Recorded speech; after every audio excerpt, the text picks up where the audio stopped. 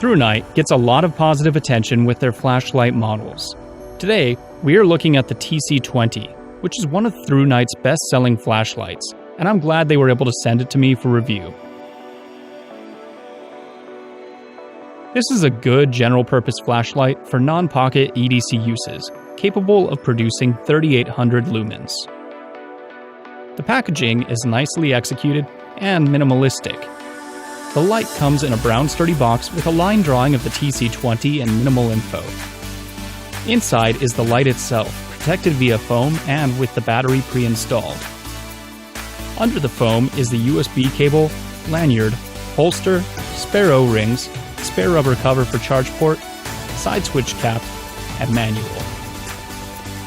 The TC20 has a space-efficient body that takes up as much space as the light's features require, and not more. It shares its general look with the T10 II and Neutron, oddly including the hex-shaped anti-roll area found on those lights, but in combination with a head that is wider, so no anti-roll functionality is actually present. It feels good in the hand with sufficient, but not overly aggressive knurling. The button is more pronounced than on EDC-oriented models, and easy to find by feel with bare hands. It is made out of metal with an LED in the center to indicate battery power level and charge status while charging. The included holster is entirely adequate for belt use, but the strap is sewn in place so it's not usable with mole or other fixed webbing. The TC20 is IPX8 water rated, which is great for a micro USB rechargeable light. The TC20 uses a CREE XHP 70.2. Part of CREE's first high-power flip chip line. The entire line is known for its excess green in its tint and tint shift across the beam.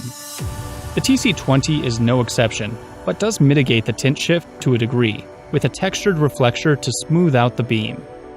The reflector is deep and has a nice orange peel to it. The beam pattern is pretty even.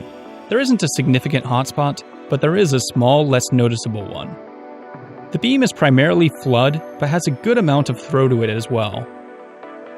In my outdoor shots, you can see how well it really lights up the large area that is approximately 100 yards in length. It is a useful beam in my opinion for general use, especially when you're looking to light up a large area at one time. Runtimes were close to what I expected with this light. Turbo starts to decline pretty rapidly, which was a little disappointing, but high held for about 7 to 8 minutes. At that point, the light was producing about 55% of its output. This is still a significant amount of output for an extended period. Turbo to flat runtime was about 110 minutes. The user interface is Thrunite's usual E-switch design, in which a short press is always on-off, and there are shortcuts from off directly to the lowest, highest, and last used modes. The light has a built-in USB charging via micro USB opposite the main mode button in the head of the light. To cover the port, there is a beefier rubber cover that can be rotated out of the way. It can charge at a rate up to 2 amps, which helps with charging speed greatly with the high-capacity 5000 mAh Thrunite button-top 26650 battery that is included with this light. If you see charging take over 2.5 hours, make sure you look at your power source and ensure it's providing a reliable, clean 2+ amps. Compared with my WowTac A4 V2, which also has micro USB charging and a 26650 battery, the Thrunite TC20 is a shorter, more compact design. Its head is a bit smaller in diameter too. Knurling on the WowTac is different and less aggressive. Both fit well in my medium-sized hand. The WowTac has a beam that has a hotter spot and is designed for a bit more throw.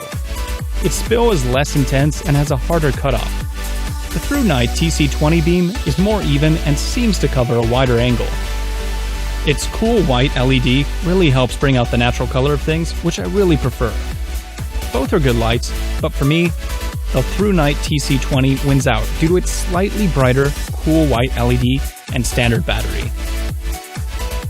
Personally, I find the TC20 hits a real sweet spot in terms of size, ergonomics, and output.